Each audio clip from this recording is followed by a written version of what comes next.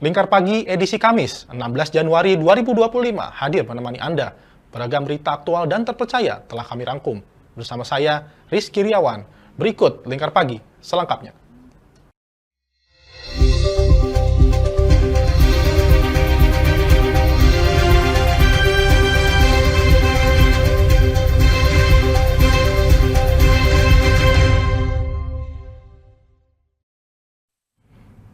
Pos Pengamatan Gunung Api atau PGA Ibu di Kabupaten Halmahera Barat, Maluku Utara, melaporkan gunung itu kembali menyemburkan abu vulkanik setinggi 4.000 meter di atas puncak pada Rabu 15 Januari pukul 7:11 waktu Indonesia Tengah.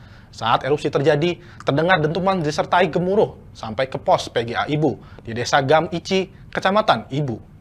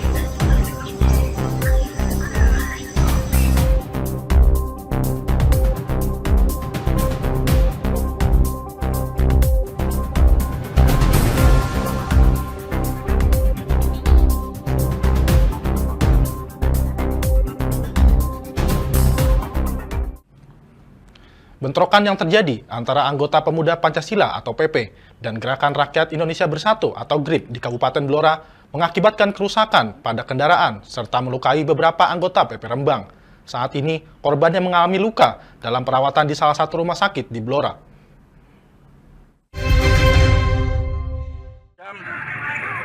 Ini nyegat bawa senjata tajam. Peristiwa tersebut bermula ketika sekelompok anggota PP Rembang yang berjumlah 14 orang berangkat menuju Blora dengan tujuan untuk menunjukkan solidaritas. Saat dalam perjalanan, mereka tidak sengaja bertemu dengan ratusan anggota GRIP yang sedang dalam perjalanan pulang dan melewati jalan Blora Rembang. Situasi yang awalnya tampak damai berubah menjadi tegang ketika kedua kelompok terlibat dalam perselisihan. Salah satu anggota PP yang jadi saksi mata kejadian tersebut saat dihubungi melalui telepon mengungkapkan bahwa ketegangan meningkat dengan cepat. Dirinya tidak menyangka akan bertemu dengan begitu banyak anggota GRIP. Ketika situasi mulai memanas, pihaknya mencoba untuk menjauh, tetapi bentrokan tidak terhindarkan. Akibat dari bentrokan tersebut, salah satu mobil milik anggota PP Rembang mengalami kerusakan parah. Selain itu, dua motor lain juga menjadi korban dari kekerasan yang terjadi. Dua anggota PP Rembang yang mengalami luka di kepala saat ini masih dirawat di RSUD Blora. Kedua korban tersebut berasal dari daerah Kaliori dan Sulang. Ketua PP Rembang M. Lutfi Hakim saat ditemui membenarkan adanya kerusakan pada mobil dan motor anggotanya. Dirinya juga menegaskan bahwa semua biaya perawatan untuk anggota yang terluka akan ditanggung oleh Majelis Pimpinan Cabang atau MPC PP Kabupaten Rembang. Assalamualaikum warahmatullahi wabarakatuh. Pancasila abadi. Saya Lutfi, Ketua MPC Pemuda Pancasila Kabupaten Rembang, menghimbau seluruh anggota Pemuda Pancasila Kabupaten Rembang untuk tidak melakukan pergerakan apapun tanpa terkecuali di seluruh jajaran sampai tingkat basis demi menjaga kestabilan dan kondusivitas Kabupaten Rembang. Pihak kepolisian setempat kini tengah menyelidiki insiden ini dan meminta kedua belah pihak untuk menjaga ketertiban serta menghindari aksi kekerasan yang dapat merugikan masyarakat. Dari Rembang, Vicky Rio, Lingkar TV, melaporkan. Badan Meteorologi, Klimatologi, dan Geofisika atau BMKG Stasiun Meteorologi Maritim Tanjung Emas Semarang memperkirakan adanya potensi gelombang tinggi di wilayah Laut Jawa bagian tengah dan pesisir dalam 3 hari ke depan. Selama adanya potensi cuaca buruk, sejumlah nelayan untuk sementara berhenti melaut dan memanfaatkan kondisi tersebut untuk memperbaiki alat dan juga perahu.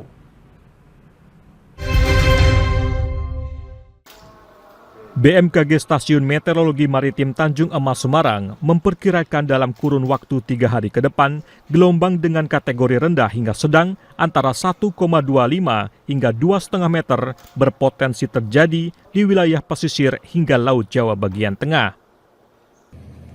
Koordinator Observasi dan Informasi BMKG Stasiun Meteorologi Maritim Tanjung Emas Semarang, Ganis Eru Cahyo pada Selasa 14 Januari menyatakan, peningkatan angin kencang dan tinggi gelombang di Laut Jawa telah terjadi sejak beberapa pekan terakhir. Meski saat ini kondisi perairan Laut Jawa masih terbilang kondusif, namun BMKG mengimbau kepada operator jasa pelayaran dan nelayan dengan perahu kecil di wilayah Laut Jawa Tengah untuk lebih waspada terhadap potensi cuaca buruk yang terjadi secara mendadak.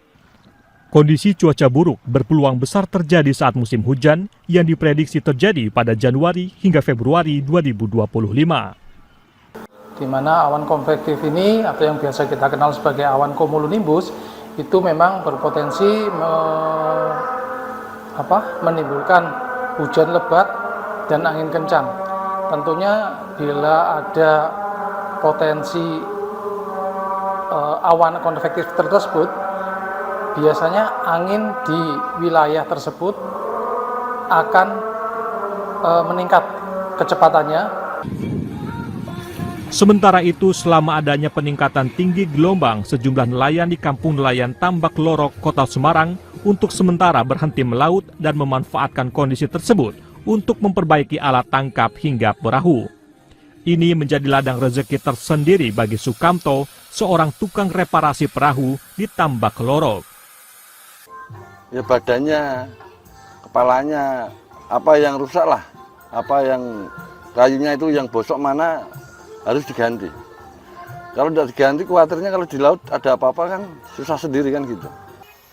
Selain berdampak pada sektor pelayaran laut, puncak musim hujan juga berpotensi memicu terjadinya banjir di wilayah pesisir. Karena banjir rob atau banjir pasang air laut terjadi bersamaan dengan intensitas hujan yang cukup tinggi.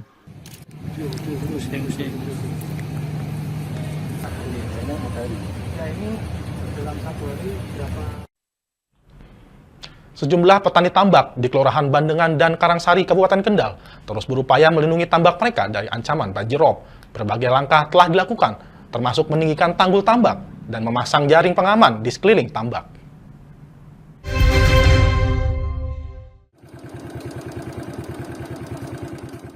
Sofian, seorang petani tambak ikan di Kelurahan Bandengan, mengungkapkan bahwa ancaman rob tinggi seringkali membuat petani tambak terpaksa menunda menebar benih ikan. Pada musim di mana robnya tinggi, banyak petani yang tidak berani menebar benih ikan karena khawatir benih ikan hanyut terbawa banjir. Ya takut kalau tanam bibit ya. Cuaca sekarang kan daratan ini kalau anginnya kencang, robnya nggak tahu dulu.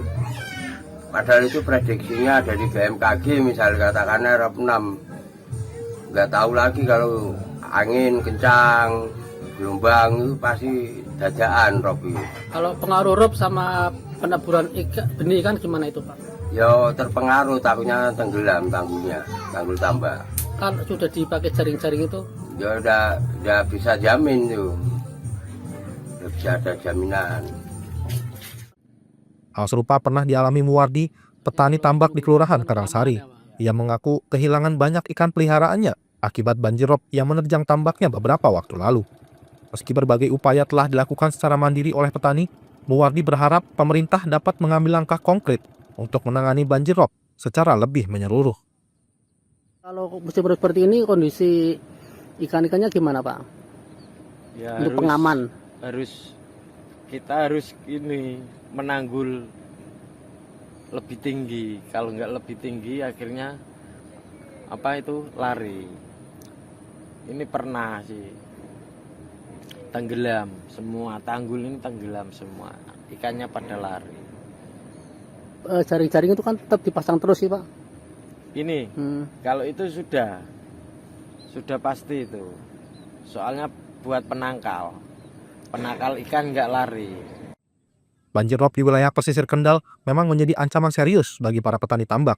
Selain mengakibatkan kerugian ekonomi, rob juga berdampak pada stabilitas ekosistem tambak. Langkah kolaboratif antara pemerintah dan masyarakat diharapkan mampu memberikan solusi jangka panjang bagi masalah ini. Dari Kendal, Jawa Tengah, Wahyudi, Lingkar TV melaporkan. Baik pemirsa, kami akan kembali usai jeda berikut ini. Tetaplah bersama kami.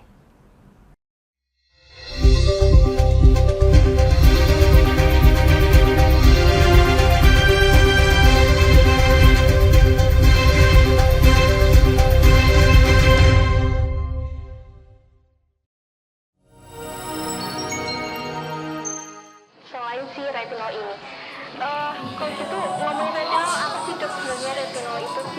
Bagus nih programnya. Yang saat ini ya kayaknya sudah beberapa tahun yang Wah, lalu. boleh banget nih ditonton setiap hari. Meanwhile,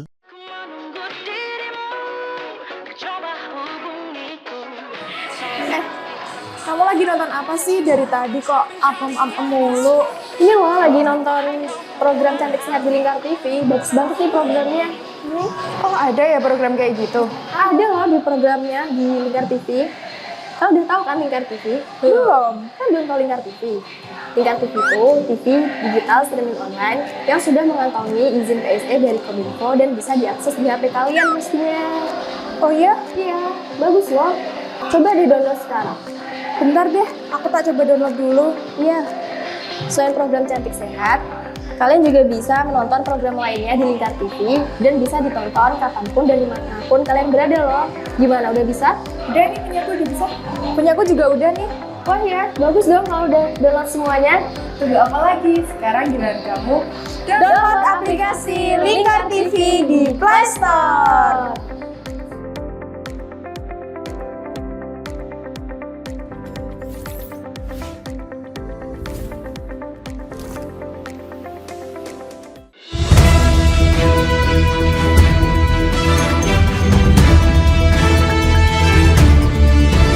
Menemani pagi Anda dengan menyajikan berita nasional dan regional yang dikupas secara akurat dan aktual untuk awali hari.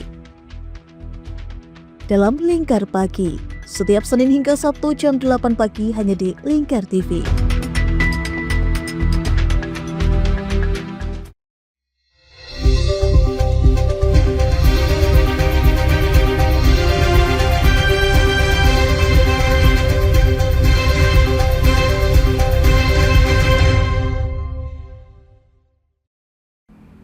Pemirsa, sejumlah masyarakat Desa Dengkek, Kecamatan Pati melaporkan permasalahan penyalahgunaan dana desa di desa tersebut ke Kejaksaan Negeri Pati.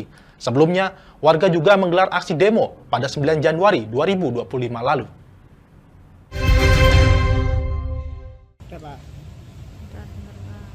Sekelompok warga melaporkan Kepala Desa Dengkek Muhammad Kamjawi ke kantor Kejaksaan Negeri Pati atas dugaan penyalahgunaan dana desa yang ditaksir mencapai 700 juta rupiah.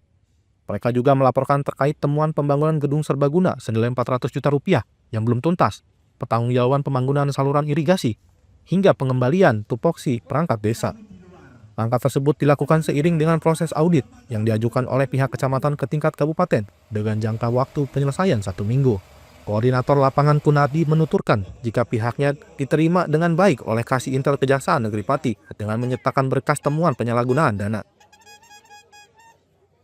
Yang kemarin kita adakan, samping nanti dari Bapak Camat kemarin juga katanya mau mengadakan audit, entah itu dalam jangka waktu yang kita minta 1 minggu itu selesai, kalau pas itu, tapi kami pun jalan. Nah ini langkah awal dari kami langsung menuju ke kejaksaan. Tadi gimana? Yang kemarin itu yang intinya penyelewengan dana desa lah. Jadi berkaitan dana desa, bangunan di Desa Dengkek itu terbengkalai. Kunardi menambahkan bakal menanti tindak lanjut dari Kejaksaan Negeri Pati serta hasil audit dari pemerintah kabupaten. Dari Pati, Mutia Parasti, Lingkar TV melaporkan. Dinas Kependudukan dan Pencatatan Sipil atau Dukcapil Kabupaten Rembang kini menghadapi masalah serius terkait ketersediaan belangko EKTP. Sudah hampir 2 minggu, belangko EKTP di kantor Dukcapil setempat kosong. Situasi ini berkaitan erat dengan masalah anggaran dari pemerintah Kabupaten Rembang yang tengah mengalami defisit anggaran pendapatan dan belanja daerah atau APBD untuk tahun 2024.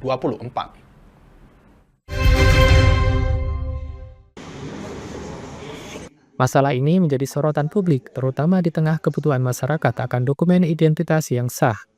EKTP merupakan salah satu dokumen penting yang diperlukan untuk berbagai keperluan administratif, termasuk pendaftaran pemilih, pengajuan kredit, dan lainnya. Krisis belangko ini berpotensi menghambat berbagai layanan publik yang bergantung pada kepemilikan EKTP. Kondisi ini menimbulkan keresahan di kalangan masyarakat. Salah satunya adalah Sarmi, seorang pemohon EKTP yang datang dari Pati untuk mengurus identitasnya setelah pindah domisili ke Rembang. Meskipun telah menempuh perjalanan jauh, Sarmi tampak kecewa karena sesampainya di Rembang, dirinya mendapati bahwa belangko EKTP habis. Nggih, KTP, tapi belangkonya habis. Tadi didamel napa Bu? Kok ngurus KTP ini? KTP ini surat pindah dari Pati ke Rembang. Ya. Harus menyertakan KTP ya. Iya. Tapi karena ini belangkonya kosong, nggih dereng saged. Dari janji sampai kapan belangkonya? Belum tahu. Nanti kalau udah ada dihubungin. Mau pindah dari Rembang ke Pati atau Pati? Dari Pati ke Rembang. Berarti tadi berangkat dari Pati itu? Iya, tadi dari Capil Pati terus ke sini. Iya. Dan di sini nggak ada belangkonya. Iya, balik habis. lagi. Iya, nunggu. Kecewa nanti. Ya gimana? Belum ada. Ya sabar aja. Hingga hari Rabu 15 Januari 2025, belangko EKTP yang menjadi pengganti kartu identitas fisik tersebut masih belum tersedia. Suparmin, Kepala Dukcapil Rembang, mengkonfirmasi bahwa pihaknya tidak memiliki anggaran untuk mengambil belangko EKTP dari Jakarta. Tinggal menukar, ya itu SIM kan bisa pakai biodata. Sudah sejak kapan Pak itu kosong? 7 Januari. Memang dari pusat memang kosong atau? Ya kita terkendala anggaran juga sebenarnya. Jadi kalau di pusat juga ada, tinggal kita ke sana lah. Sudah ada ini Pak, rencana ke depannya? Jadi saya memastikan kira-kira bisa cair nggak gitu. Nanti kalau nggak bisa cair kan repot juga. Berapa untuk kebutuhan ambil itu biasanya? Ya kita yang ya transport ke Jakarta nggak bayar sebenarnya, cuma biaya transport di hotel itu kan, so kita langsung PP kan nggak mungkin kan. Nah, soalnya belangko KTP itu nggak seperti barang yang lain bisa dipaket gitu kan. Kita harus datang ke sana, ada berita acara gitu kan, barang berharga termasuk. Suparmin berharap kondisi ini menjadi perhatian serius dari Pemkab Rembang agar segera ada solusi untuk mengatasi kelangkaan belangko EKTP. Dari Rembang, Fikiryo, Lingkar TV melaporkan. Virus penyakit mulut dan kuku atau PMK di Kabupaten Jepara menyita banyak perhatian masyarakat, terutama bagi para peternak. Total ada 51 sapi di Kabupaten Jepara yang terjangkit virus PMK. 48 diantaranya masih aktif, dan 2 diantaranya harus dipotong paksa dan 1 mati.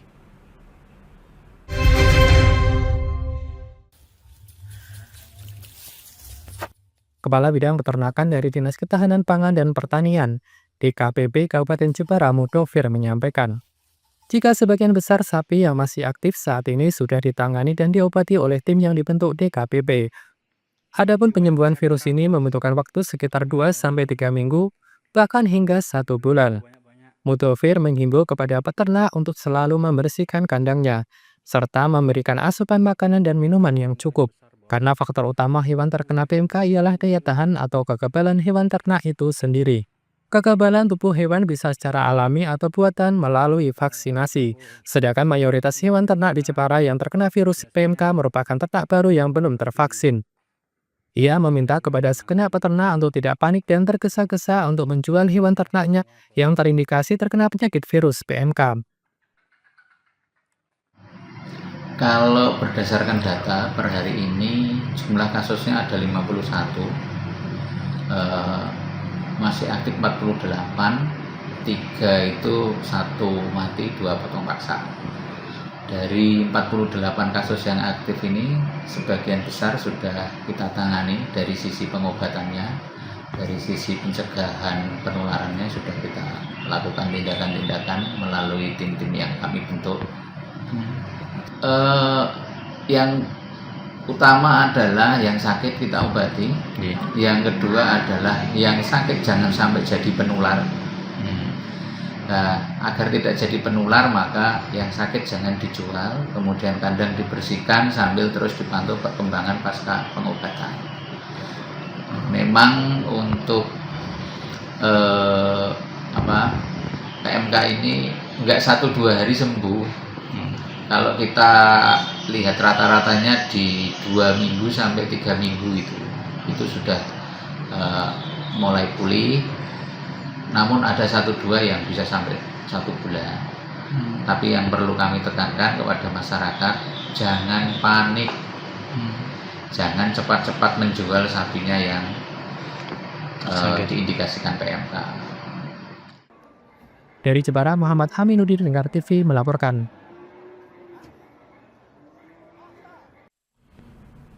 Menteri Pemberdayaan Perempuan dan Perlindungan Anak atau PPPA, Arifah Fauzi, menanggapi kasus viral soal murid SD di Medan yang dihukum duduk di lantai oleh gurunya akibat menunggak biaya SPP.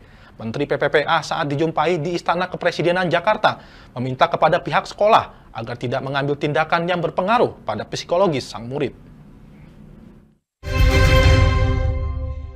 Menteri Pemberdayaan Perempuan dan Perlindungan Anak PPPA Arifah Fauzi menanggapi tindakan hukuman yang diberikan seorang guru terhadap seorang murid sekolah dasar swasta di kota Medan. Ia dihukum harus duduk di lantai selama proses belajar mengajar hingga 3 hari karena menunggak biaya sumbangan pembinaan pendidikan atau SPP selama 3 bulan. Terkait kasus viral di media sosial tersebut, Menteri PPPA saat dijumpai di Istana Kepresidenan Jakarta Selasa 14 Januari mengatakan bahwa pihaknya telah melakukan pendampingan. Ia pun mewanti-wanti agar kedepannya hal yang sama tak terulang kembali guna menghindari dampak psikologis pada sang murid. Dari kementerian kami sudah melakukan pendampingan, bekerja sama juga dengan Kemendikbudrismen dan sudah ada komunikasi dan insya Allah kalau tidak salah anak ini malah mendapat beasiswa. Tapi sebetulnya mungkin banyak terjadi di tempat lain. Jadi ini mungkin sebagai peringatan juga untuk sekolah-sekolah untuk tidak melakukan hal-hal yang berpengaruh terhadap psikologis anak. Sementara itu terkait kemungkinan adanya sanksi yang dikenakan terhadap wali kelas yang disebut memberlakukan hukuman tersebut tanpa sepengetahuan sekolah, Menteri PPPA menyebut hal itu masih dalam proses. Sopan, tindakan sopan. Ibu kan orang yang berpendidikan sih, Bu.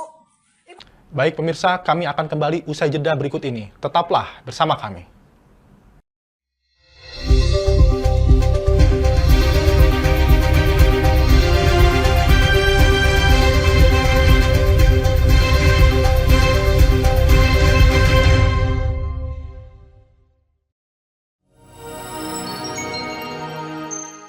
Selain si retinol ini, kalau gitu ngomongin retinol apa sih dok sebenarnya retinol itu?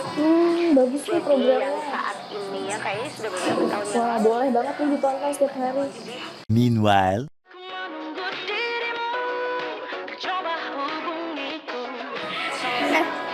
Kamu lagi nonton apa sih dari tadi kok apem-apem mulu?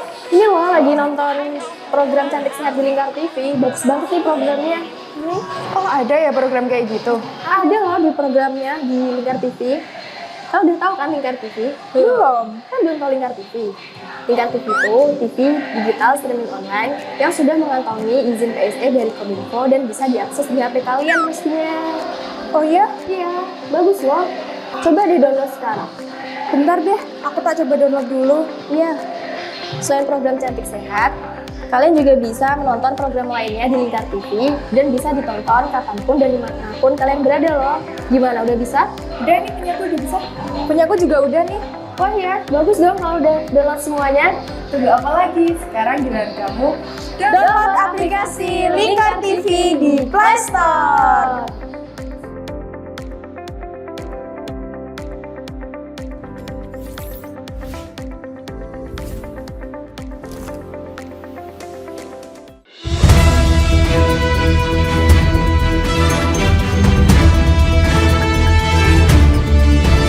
Menemani pagi Anda dengan menyajikan berita nasional dan regional yang dikupas secara akurat dan aktual untuk awali hari. Dalam Lingkar Pagi, setiap Senin hingga Sabtu jam 8 pagi hanya di Lingkar TV.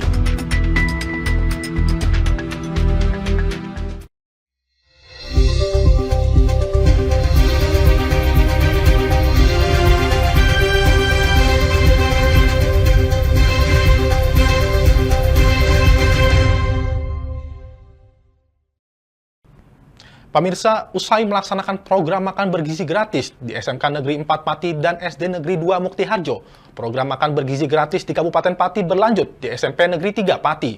Program MBG kali ini diisi dengan menu ikan bandeng presto.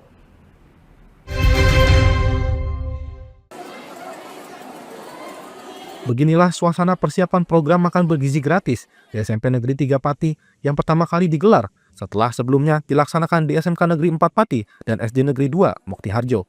Program MBG di SMP Negeri 3 Pati dengan menu nasi putih, ikan bandeng presto, tumis kangkung kol, tempe, susu kotak, dan buah semangka. Para siswa pun menyantap makanan di lapangan indoor bersama-sama secara lesehan. Kepala SMP Negeri 3 Pati, Suhono, menuturkan jika konsep lesehan ini baru uji coba dan nantinya akan dicari formula yang dinilai lebih cocok. Tak hanya itu, waktu istirahat pun diubah menjadi 2 kali. Ya, yang perdana, ya. Jadi alhamdulillah bisa terlaksana dengan baik. Dan hari ini pelaksanaannya masih di indoor untuk mencari format yang terbaik. Untuk kegiatan siang ini alhamdulillah berjalan dengan lancar dan kerjasama dengan pihak BGM maupun para pendamping, Bapak Ibu guru dan siswa sudah mempersiapkan diri dengan baik. Ada berapa sasaran Pak untuk makan gratis ini? 930-an anak, ya, dan anak-anak sudah dikomunikasikan untuk membawa sendok dan garpu. Dan pihak sekolah sudah menyiapkan penjadwalan, jadi kita ubah jadwal pembelajaran yang biasanya istirahat sekali. Sekarang dibuat istirahat 2 kali, yang pertama setengah 10, yang kedua 11.45 untuk kegiatan sholat duhur berjamaah dan melanjutkan kegiatan makan bergizi gratis.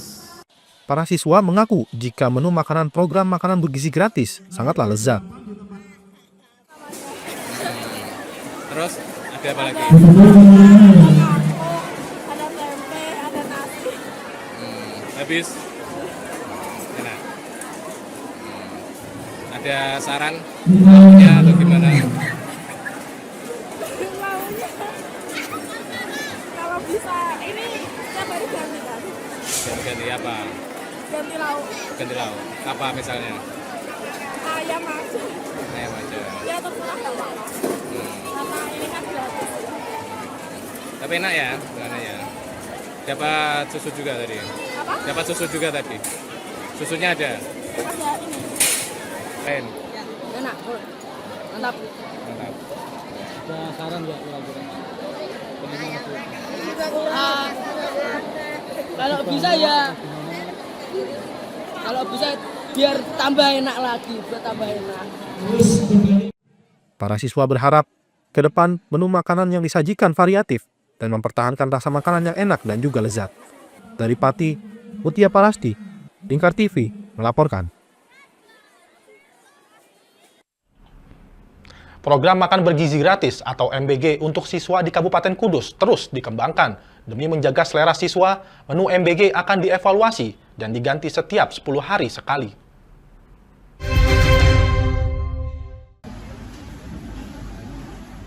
Komandan Kodim 0722 Kudus, Letkol Infantri Hermawan Setiabudi menegaskan bahwa menu MBG dirancang beragam agar siswa tidak bosan dan akan diganti dan dievaluasi setiap 10 hari sekali.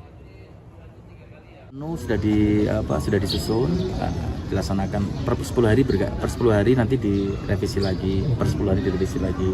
Jadi tiap hari berbeda. Agar tidak bosan ya? Iya, agar tidak bosan dan agar tidak doyan anak-anak bisa makan. Tapi tanpa minum ya. Itu tadi ya. Kota sasaran sekudus kan? Sekudus ya, 122 ribuan pelajar sampai dengan balita dan ibu hamil 122.000. Itu berarti tanpa minum Itu minum ada susu tadi, milk life tadi, susu tadi itu minum untuk anak-anak. Ya. Kalaupun ada minum tambahan, mereka udah dikoordinasikan sekolahnya, mereka bawa tumbler air minum sendiri. Kepala Dapur Gizi SPPG Nasrul Ummah Nuzilul Munawaroh menjelaskan bahwa supplier bahan baku MBG diprioritaskan dari warga sekitar, termasuk UMKM dan hasil pertanian lokal. Dirinya menyebut persiapan makanan melibatkan 46 tenaga kerja lokal yang terbagi dalam berbagai divisi, mulai dari persiapan, pengolahan, hingga distribusi. Kami sudah menyiapkan menu sama supplier untuk menyuplai bahan baku. Kebetulan di sini sudah ada koperasi yang nantinya akan mencari supplier dari rantai pasok lokal itu dari warga sekitar. Seperti itu. Mbak, untuk proporsinya sendiri ini dipatok berapa? Seperti kata Dandim tadi. Sama. Mbak, tenaga masaknya seperti apa, Mbak? Tenaga masak kami ada 46 personil yang kebetulan dari warga sekitar juga. Untuk pengolahannya itu sendiri dari di sini ada SMK Tatap Muka dari alumni sini.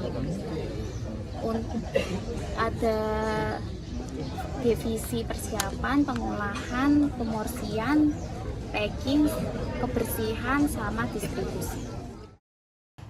Dapur SPPG Nasrul Ummah saat ini menyuplai MBG untuk 3.263 siswa di 17 sekolah di wilayah Menjobo. Program MBG ini diharapkan dapat meningkatkan asupan gizi siswa, sekaligus memberikan manfaat ekonomi bagi masyarakat di sekitarnya.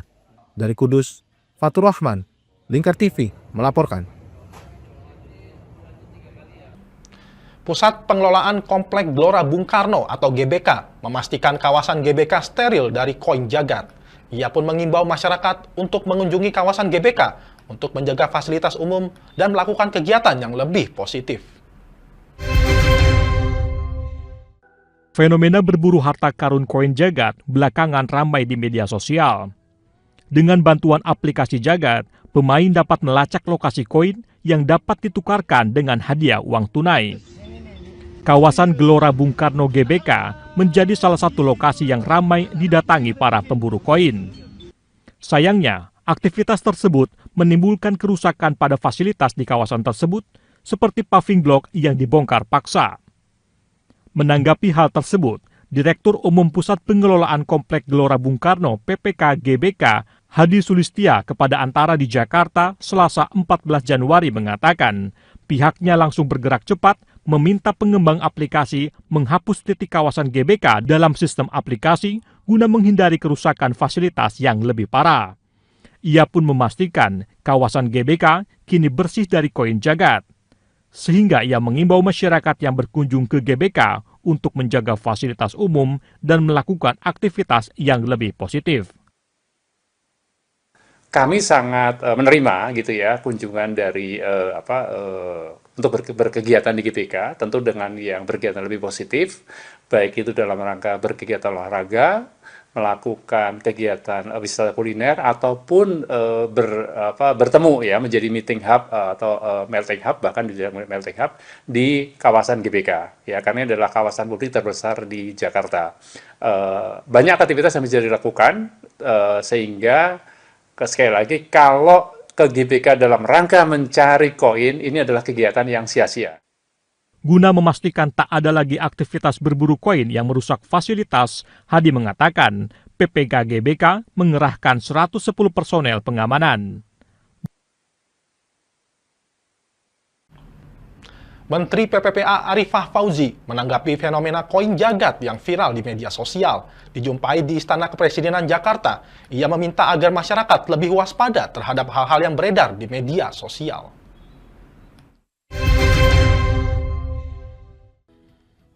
Menteri Pemberdayaan Perempuan dan Perlindungan Anak PPPA Arifah Fauzi meminta agar masyarakat, khususnya anak-anak, agar tak mudah tergoda dengan berbagai hal yang belum pasti kebenarannya.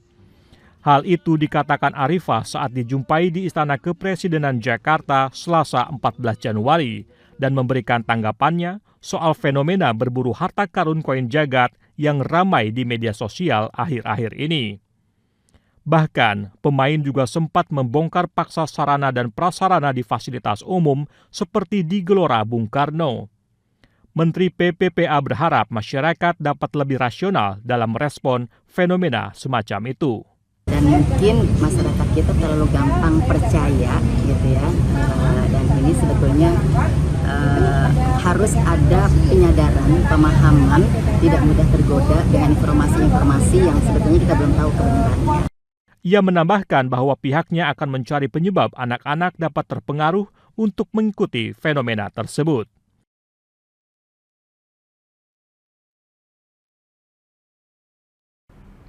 Menteri Luar Negeri Republik Indonesia Sugiono akan merenovasi Gedung Merdeka dan Museum Konferensi Asia Afrika di Kota Bandung. Hal ini dicanangkan Sugiono usai meninjau gedung bersejarah di Kota Bandung yang menjadi saksi peristiwa Konferensi Asia Afrika.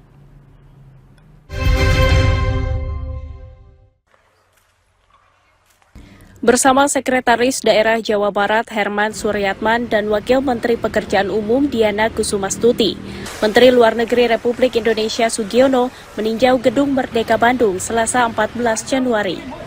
Peninjauan dilakukan untuk mengetahui kondisi terkini gedung bersejarah tempat peristiwa Konferensi Asia Afrika 70 tahun silam. Sugiono bersama jajaran lainnya turut meninjau Museum Konferensi Asia Afrika. Menurut Sugiono, kondisi Gedung Merdeka dalam keadaan rusak di beberapa bagian, seperti tembok dan bagian atap serta balkon ruang utama. Jadi pada hari ini saya melihat kondisi Asia Afrika ini dan bicarakan rencana untuk melakukan perbaikan-perbaikan karena kondisinya juga sudah cukup memprihatinkan. Ini adalah satu cagar budaya dan salah satu menurut saya cagar diplomasi Indonesia yang harus kita pertahankan dan harus kita lestarikan. Kerusakannya cukup intensif ya Bu ya, cukup banyak. Jadi nanti akan diinventarisir secara lebih detail. Rencananya Gedung Merdeka ini akan digunakan dalam peringatan ke-70 Konferensi Asia Afrika pada bulan April mendatang yang akan menghadirkan sejumlah perwakilan negara anggota KAA.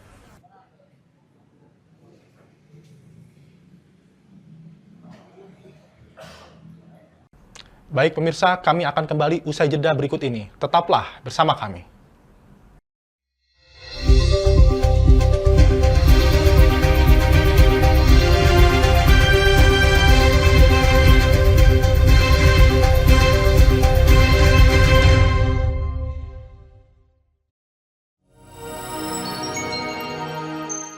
Selain si retinol ini, kalau gitu ngomongin retinol, apa sih dok sebenarnya retinol itu? Bagus nih programnya. Yang saat ini ya kayaknya sudah beberapa tahun yang Wah, lalu. boleh banget nih ditonton setiap hari. Meanwhile,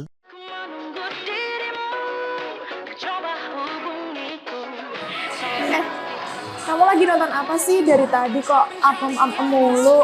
Ini loh lagi nonton program Cantik Sehat di Lingkar TV. Bagus banget nih programnya. Nih. Oh ada ya program kayak gitu? Ada loh di programnya di Lingkar TV. Kau udah tahu kan Lingkar TV? Belum. Kan belum tahu Lingkar TV.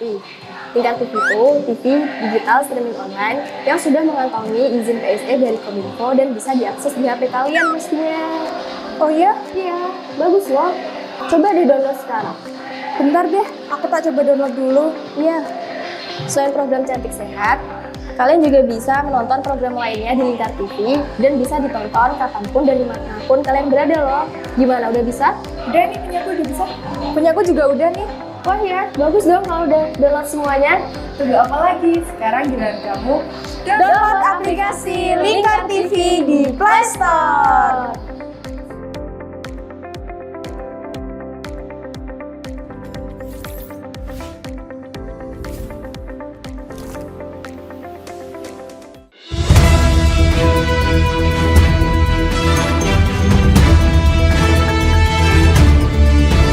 Menemani pagi Anda dengan menyajikan berita nasional dan regional yang dikupas secara akurat dan aktual untuk awali hari.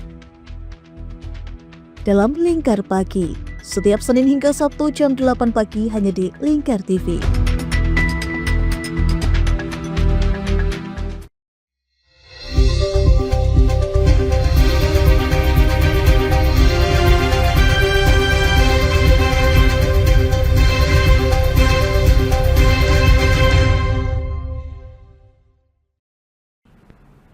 Pemirsa, beredar video berdurasi 39 detik milik warga Pulau Bulan, Kota Batam yang memperlihatkan salah satu dari 5 buaya yang lepas dari penangkaran milik PT Perkasa Jagat Karunia.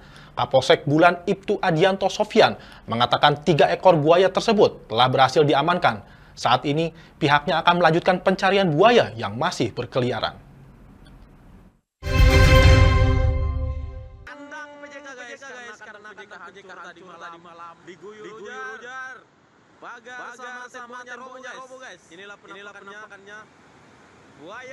Inilah video amatir berdurasi 39 detik milik warga Pulau Bulan, Kota Batam, Kepulauan Riau yang merekam salah satu dari 5 buaya yang lepas dari penangkaran milik PT Perkasa Jagat Karunia pada Senin 13 Januari. Kapolsek Bulang Ibtu Adianto Sofyan pada Selasa 14 Januari mengatakan buaya-buaya tersebut lepas karena pagar penangkaran sepanjang 70 meter rusak akibat hujan ekstrim selama 3 hari berturut-turut. Saat ini, 3 ekor buaya sudah berhasil diamankan pihak kepolisian bersama TNI Angkatan Laut. Sampai pukul 12 malam ditemukan di sekitaran Pulau Mengkada, itu 1 ekor, dan di kawasan didapat oleh karyawan dari PT PJK 1 ekor, dan 1 ekor lagi masuk sendiri ke kandang tersebut.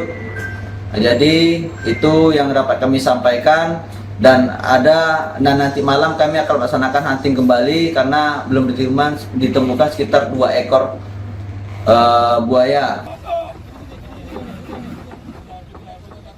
Penangkaran buaya di Pulau Bulan sedikitnya menampung 800 ekor buaya dan 200 ekor diantaranya berada di kolam yang mengalami kerusakan pagar.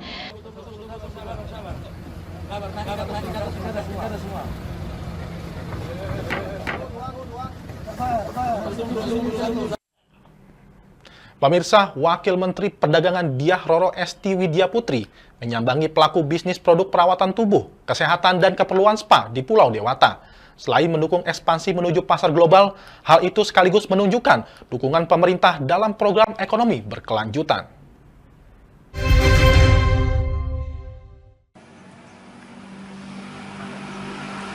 Pijat tradisional yang dipadukan dengan ilmu anatomi masih menjadi incaran masyarakat. Salah satu pusat pelatihan yang terkenal adalah Reposisi Tulang dan Sendi atau RTS Jawa Tengah yang berlokasi di Mijen, Kota Semarang, atau tepatnya di Kampung Jajanan Jatisari Pasar, Aceh Mijen. Pengelola terapis Handoyo tidak hanya praktek di training center, namun juga memiliki roadshow di objek wisata di Kabupaten Kendal, seperti di Sendang Si Kucing dan Curug Sewu dengan harga yang murah. Pelatihan di RTS Jateng mencakup teori dan praktik pijat yang lengkap. Peserta diajarkan teknik-teknik pijat tradisional yang aman dan efektif, serta bagaimana berinteraksi dengan klien secara profesional. Sertifikasi ini menjadi syarat penting bagi para terapis untuk bisa membuka praktik atau bekerja di pusat kesehatan. Salah satu peserta asal Jakarta, Indah Nur, sudah ikut pelatihan dan sampai saat ini sudah banyak pasien yang ditangani terkait permasalahan sendi dan tulang. Saya ingin belajar anatomi. Kemudian saya lihat, waktu itu saya ada di grup rekrutmen ya. Nah itu penguasaan anatominya, gurunya itu masternya luar biasa. Kemudian saya ikut, waktu itu ikut program magang pelatihan selama sebulan. Nah itu setelah saya nerima itu, alhamdulillah, masya Allah, bismillah sekali, ilmunya itu bermanfaat sekali. Karena dengan itu saya bisa mereposisi lutut, ya yang dislokasi atau sublokasi itu bisa. Dan itu metodenya benar-benar aman, benar-benar nyaman, soft, dengan perhitungan, dengan perkiraan yang benar-benar dapat feel-nya kalau kita bilang seperti itu. Oh iya, benar-benar itu saya banyak sekali mendengar itu sampai saya juga kesal ya, karena mereka kan tidak paham. Nah sebenarnya memang kalau yang namanya chiropraktik itu dia tidak ada pelenturan, tidak ada pijatan, dia langsung dengan tekniknya. Tapi kalau yang kami pelajari di RTS ini, di reposisi tulang sendi, itu ada tahapannya. Jadi sebelum kita lakukan tindakan itu kita harus stretching dulu, ada penguraian, kekakuan ototnya, ada apa supaya tidak terlalu tegang ya. Jadi pas kita tarik itu tidak bermasalah dengan tulangnya, tidak mengakibatkan juga kondisi badan yang setelahnya itu demam, kemudian jarum seperti itu. Dalam pelatihan yang berlangsung selama 7 hari ini, para peserta diajarkan 60 teknik pijat tradisional yang dikembangkan oleh Master Yuwansah. Selain pelatihan teknik, para peserta juga diberi wawasan mendalam tentang anatomi tubuh, titik-titik pijat tradisional, dan cara berkomunikasi dengan pasien. Baik, pijat RTS adalah seni pijat untuk memperbaiki posisi tulang dan sendi yang mengalami pergeseran akibat cedera, baik lama ataupun baru. Nah, kita berupaya dengan sebaik-baiknya melakukan tindakan pijat reposisi, melakukan pelenturan, mengembalikan posisi sendi, ya, untuk memberikan kesehatan kepada masyarakat setelah kondisinya cedera akibat terjatuh, ya, sendi akan bergeser dan ini tidak bisa diselesaikan dengan pijat biasa biasanya. Maka harus dilakukan tindakan pijat reposisi. Dan di sini kita di Training Center Semarang kita mempelajari sekitar 60-an teknik reposisi untuk memperbaiki semua persendian yang ada dalam tubuh yang mengalami pergeseran tadi akibat cedera. Antara lain untuk pergeseran yang rawan itu apa saja? Pergeseran yang rawan biasanya karena jatuh terduduk, ya. Ini ada cedera, misalkan tulang panggul cedera, itu menyebabkan perbedaan tinggi kaki, kemudian menyebabkan nyeri pinggang, dan ini terus-menerus sakitnya, menahun biasanya, dan sulit diobat, sudah dipijat, tapi jarang mendapatkan hasil yang baik. Nah, terapi reposisi tulang sendi ini memberikan hasil maksimal dengan menata kembali sendi yang mengalami cedera atau masalah dengan upaya-upaya reposisi disebutnya, mengembalikan posisi gitu. Seandainya ada tulang yang sudah bergeser, sudah lama sekali terus terjadi pengapuran, masih bisa dikembalikan? Nah, itu merupakan kontraindikasi biasanya. Kita juga observasi dan analisis kepada pasien bagaimana kondisinya. Seperti ini bisa terjadi, apa kondisinya lama ataupun baru. Ya, kalau lama biasanya memang terjadi pengapuran gitu, sudah kaku, sudah lama. Nah, biasanya kita lakukan pelenturan terlebih dahulu, ya, dilakukan pelenturan terlebih dahulu, diberikan nutrisi berupa kolagen, ya, ini untuk menjaga atau memberikan pelumasan pada sendi. Setelah kolagen baru kita bisa lakukan terapi secara bertahap, sedikit demi sedikit dulu. Hasilnya apa? Itu pun tergantung progres dari pasiennya. Bisa jadi beberapa kali terapi baru ada hasil, bisa jadi 1 kali 2 kali ada hasil, tergantung kondisinya juga. Kalau sudah peradangan itu memang harus masuk kolagen dan di awal dilakukan pelenturan terlebih dahulu. Kira-kira berapa persen kesembuhan mereka yang terapi di reposisi, ya, berapa persen tentu kembali lagi kepada kasus yang ada, ya, dan berapa lama juga pasien mengalami nyeri tersebut gitu. Kadang-kadang kan kalau kita datang pasien itu bisa nyerinya sudah tahunan gitu karena cedera lama dan lama. Nah, kita bisa terapi, ya, kalau cedera lama itu beberapa kali terapi gitu. Kalau baru kita bisa langsung 1-2 kali terapi juga gitu, dan ini bertahap. Persentasenya tinggi, di atas 50% keberhasilan, ya, kalau pasiennya baru kemarin baru beberapa bulan atau beberapa tahun, itu kita bisa terapi lebih mudah gitu dibanding yang cedera lama yang sudah keras, yang sudah kaku. Nah, ini memiliki hasil signifikan dalam proses pemulihannya itu cepat gitu, karena tulang yang sudah bergeser kita kembalikan posisinya, maka tubuh akan kembali normal, itu punya penyembuhan sendiri dia itu, karena kan tulangnya sudah kembali pulih ke posisinya. Demikian. Nah, ini merupakan tes, ya, dari hasil pelatihan yang telah diselenggarakan selama 7 hari, ya.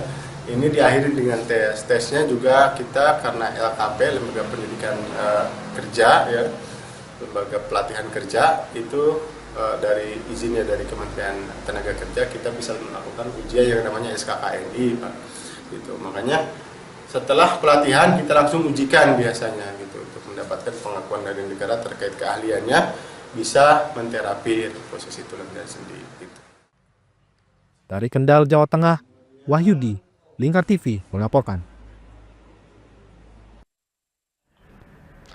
71st Omakase mengubah cara penikmat kuliner menikmati makanan dengan memperkenalkan pengalaman bersantap yang lebih mendalam, menggabungkan bahan lokal hasil dari budidaya dan menerjemahkan shio ke dalam hidangan. Restoran ini menawarkan set menu Nusantara yang tak hanya lezat, tetapi juga penuh makna dan cerita.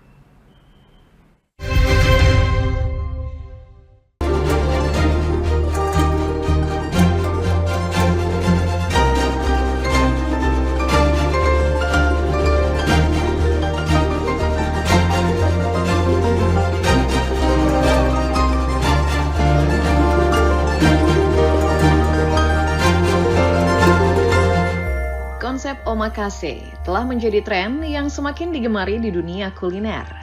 Omakase yang dalam bahasa Jepang berarti percayakan pilihan kepada koki, menjadi daya tarik bagi pengunjung yang ingin mengalami rasa unik dan sensasi bersantap nan istimewa.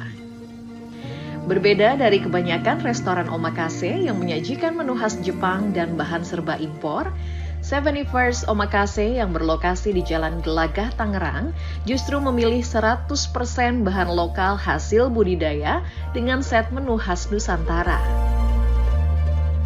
Tema ini kita menggunakan experience room. Setiap dish kita pastikan adanya experience di situ. Jadi banyak elemen-elemen dari shio itu kita artikan di dalam makanan, dan kita memberikan seperti kita bermain seperti cenayang dalam kehidupan customer kita. Karena bisnis ini adalah bisnis human connection, jadi orang gimana mengingat experience mereka makan di sini. Tidak hanya menikmati santapan, para tamu juga dilibatkan dalam memilih bahan-bahan segar di ruang hidroponik hingga mengikuti ritual membasuh tangan dari kendi yang memberikan makna dalam berkuliner.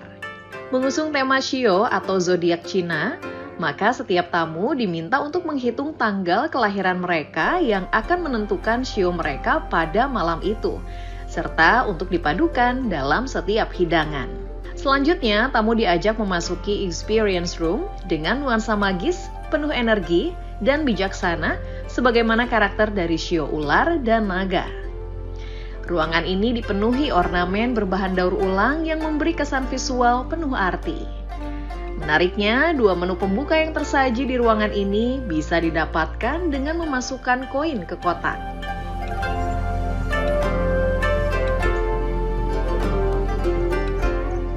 Berikutnya, tamu dipersilahkan duduk dan melihat atraksi para chef menyajikan 10 hidangan lainnya secara berurutan.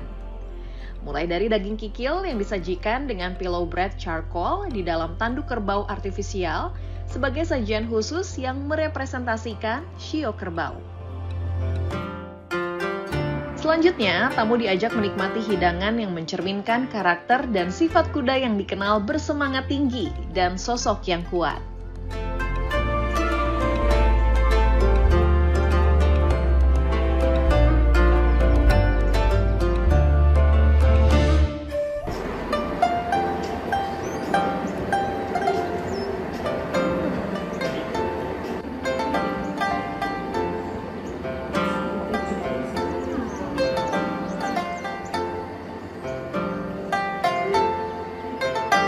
Ya, seger ya rasanya. Bukan hidangan penutup, permen kapas ini merupakan atraksi dari sebuah hidangan yang melambangkan shio kambing. Sosoknya yang lembut namun dewasa diterjemahkan ke dalam sajian daging kambing konfit dengan kuah segar. Ada pula shio macan dengan sajian hidangan yang menyerupai loreng macan lengkap dengan kukunya. Terbuat dari lidah sapi yang dibalut dengan saus pedas, hidangan ini menggambarkan karakter macan yang penuh pendirian dan ambisius. Menariknya, meskipun hidangan ini khusus untuk yang bershio babi, tapi tetap halal karena menggunakan daging bebek yang melalui proses dry aging supaya dagingnya empuk dan aromanya keluar menyerupai daging babi.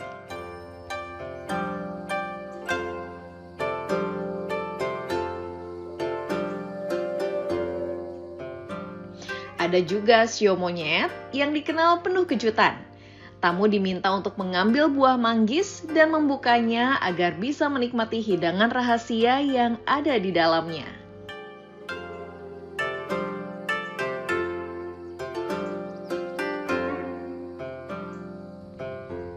Beragam hidangan pembuka tadi belum lengkap tanpa menyantap hidangan utama yang menggambarkan karakter dari shio ayam. Nasi kecombrang, ayam tulang lunak, dan aneka sambal menjadi menu teristimewa dari omakase ini.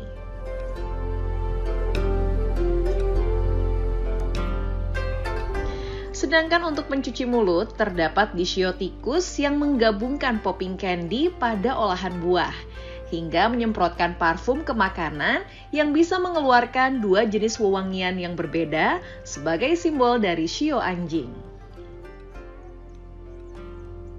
Akhirnya ditutup dengan shio kelinci, di mana tamu menyaksikan tumbuhnya wortel dari tanah edible setelah disiram dengan magic water berglitter yang membuat tamu terpana.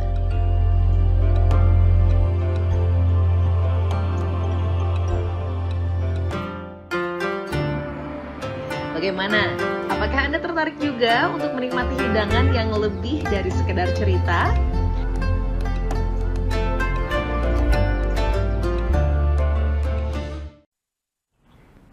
Pemirsa, demikian Lingkar Pagi kali ini. Lingkar Siang akan hadir pukul 13.00 waktu Indonesia Barat. Saya Rizky Riawan bersama kerabat kerja yang bertugas pamit dari hadapan Anda. Selamat pagi dan selamat melanjutkan aktivitas Anda.